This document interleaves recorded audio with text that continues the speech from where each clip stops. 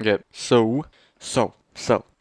Okay, so today we're going to be looking at a situation where Japan, the Japanese Empire, just never falls. So, how is this going to happen? Well, let's just find out, I guess. Okay, so in this timeline, Japan is not going to be going to war with China in the same way it did before. It's going to consolidate its territory in Manchuria and kind of stay out of China's way and wait for their civil war to destroy them. And with that, Japan controls the Korean Peninsula and Manchuria and Taiwan, and they're pretty powerful, but they rely a lot on, oil exports from the US. So what they're going to do, instead of invading like, this area, like Southeast Asia, with a bunch of European powers, they're going to instead focus up north towards the Soviet Union, which is something that the United States can actually agree with somewhat, and so they're less likely to sanction the oil of the Japanese for doing this, because the Japanese are anti-communism and so is America. So they're going to let this happen, and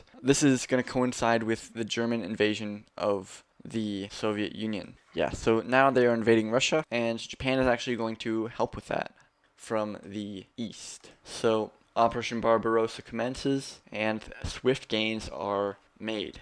And a lot of the Russian territory is captured by the Germans, but there's only so much they can do. And so Japan, in our timeline, was not really doing anything to help the Germans and their alliance, but in this timeline, they actually are going to do something, and that's going to be helping with the Soviet invasion. They're going to make some steady advances, and this is going to keep the Siberian forces out here in Siberia. Japan's just going to take all this island, and basically they have the advantage of being way closer than most of the Russian military is here. So they are going to sweep through and get a lot of this Siberian territory.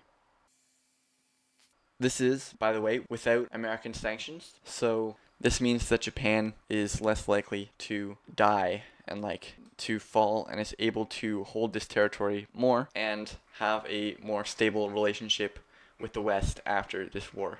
With that, the Germans are able to move even further into Russian land, eventually cutting off the Caucasus and getting that whole area. And they're right on the doorstep of Moscow, and they capture it. And they're also going to get Stalingrad and basically push out the communists of Russia. And now the communists, at least Stalin, is forced into Siberia. And Japan is feeling pretty good about this because they have grip over a lot of Siberian territory, but some of the useful Siberian territory, so they're going to be able to use that for their expanding empire. So Japan controls a lot of this area in Siberia at this point, and Soviets are crushed, and their new empire is going to kind of depend on China not rising as a global power, and the colonial empires of Germany and Britain and the United States to not interfere with their expansion and modernization, basically.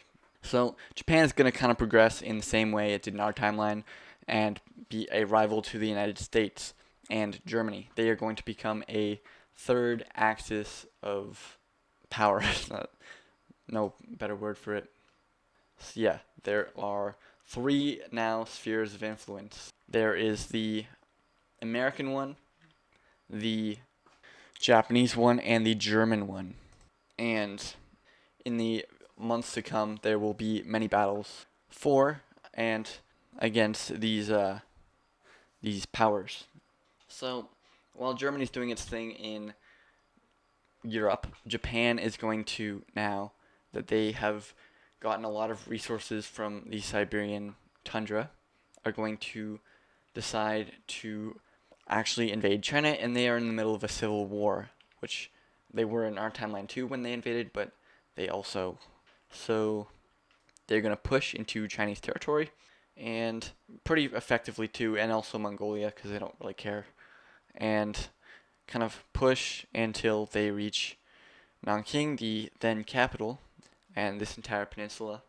And they're also going to launch amphibious invasions from Taiwan, which are not really repelled because of the disunification of the Chinese system between the communists and the nationalists.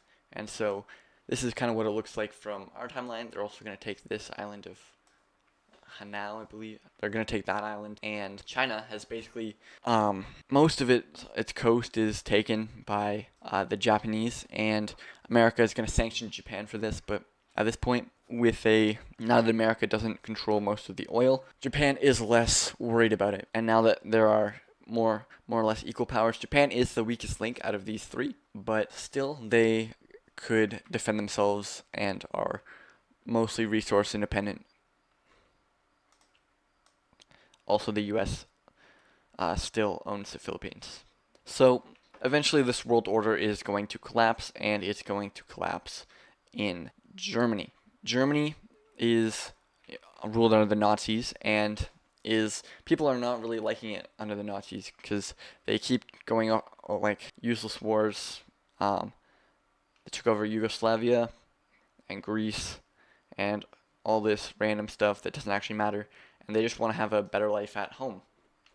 So people are revolting,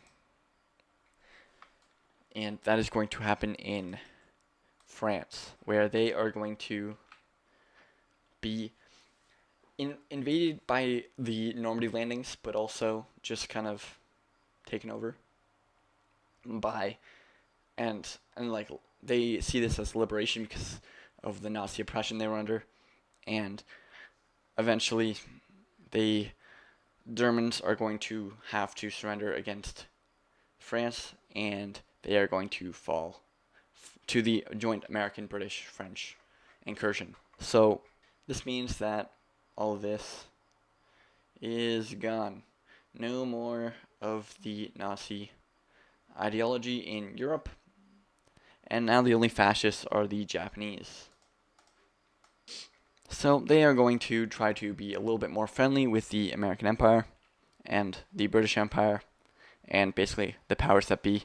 And yeah, eventually they're going to move to a more capitalist model and be able to keep Korea, Manchuria, and Siberia and Taiwan.